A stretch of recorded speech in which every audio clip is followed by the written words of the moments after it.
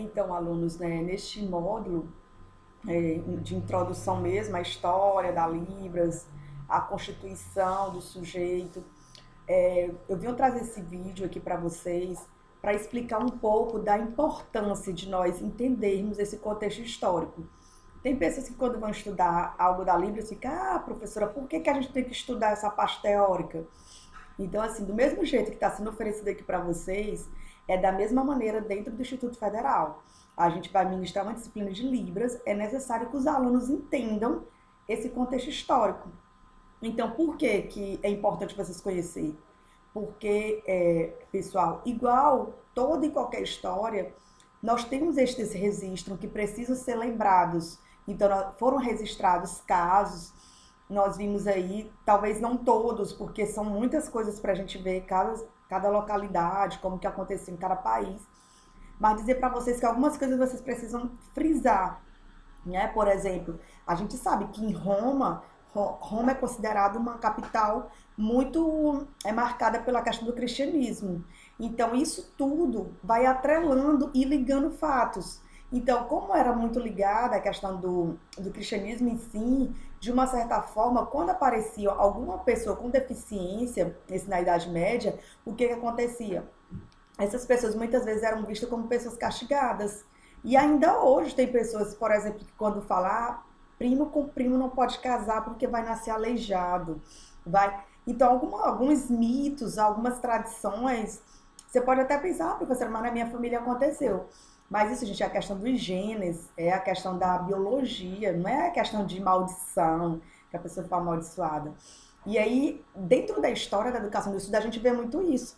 E uma coisa que eu trago para vocês são as coisas boas que a gente deve marcar na história da educação dos surdos, né? Por exemplo, no Egito. No Egito nós temos que os surdos, eles eram endeusados, enquanto em outros locais eles eram vistos como demônios, como pessoas que tipo ficar isoladas da sociedade, como pessoas que não eram dignas nem de receber uma herança. Então você imagina, você tem um pai rico, uma mãe rica, morre, acontece alguma coisa, e você tem direito àquela herança. Mas pelo fato de você ser surdo, você não tinha direito, porque a sociedade achava que você não podia, porque os surdos eram vistos como loucos também. E então, assim, dentro do Egito é totalmente diferente. Os surdos, eles eram endeusados, considerados deuses, e eles eram vistos como divindades que estavam ali para intermediar alguma ligação com os faraós e tudo mais. Então, apesar de ter coisas ruins, em um ou outro lugar a gente percebe que existe coisas boas registradas na história.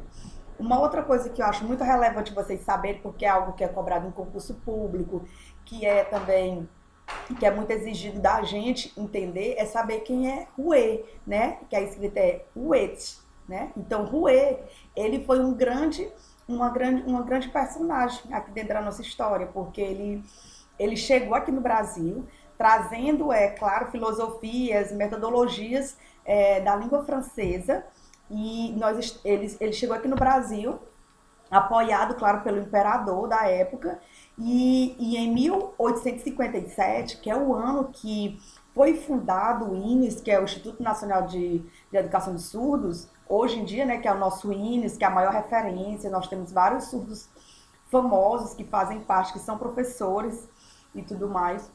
Então, ele que veio com essa proposta da língua de sinais. E aí foi quando a gente abriu o pontapé inicial aqui no Brasil para os estudos, para as pesquisas em relação à língua de sinais aqui no Brasil.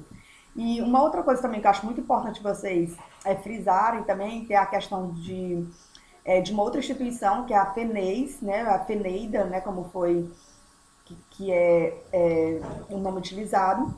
Essa federação também, né, que organiza, que fica a par de toda a questão das associações, dos jogos, do desportos, de tudo. Então, a Federação de Educação de Surdos, que é a FENES, ela também surgiu e ela também está marcada na história, né? Então, em 1987, foi quando a FENES ela tomou o pontapé inicial aqui no Brasil, e aí nós temos outros registros também de outros eventos, de outros fatos.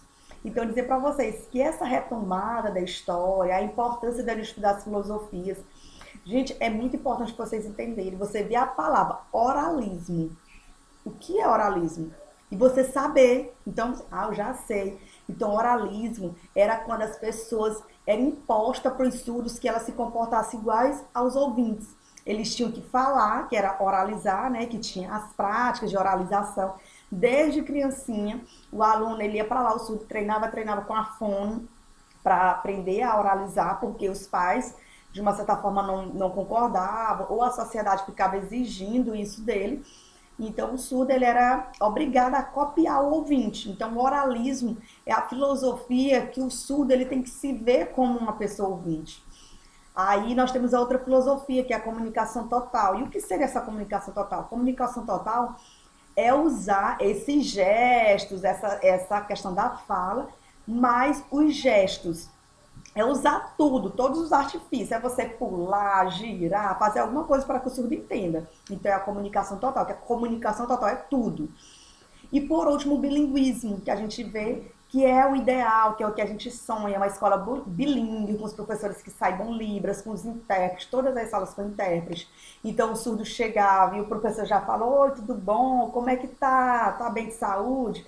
Então é um sonho que nós temos da educação bilíngue em todos os contextos, o surdo utilizando a primeira língua dele, que é a Libras, onde ele chegar se comunicando, falando em Libras, e a segunda língua, que é o português mais escrito. Então, o português ele vai escrever o português de forma,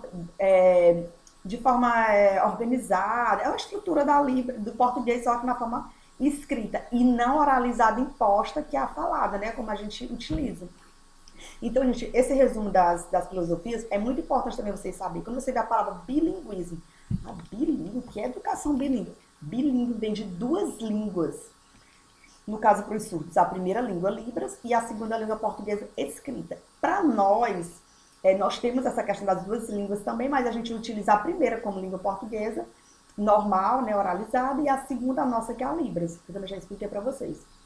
Então, gente, é muito importante que essas palavras fiquem fixas no cérebro de vocês, para que vocês possam também, algo exigido em concurso público para professor, para intérprete, sempre cai muito sobre as filosofias educacionais, que é o oralismo, a comunicação total, o bilinguismo. Tem outros também, que é a questão da pedagogia surda, tem outras correntes também que alguns outros autores também defendem. Então, esse foi um resumozinho rápido do que seria essa primeira disciplina e a importância da gente estudar história e conhecer alguns termos.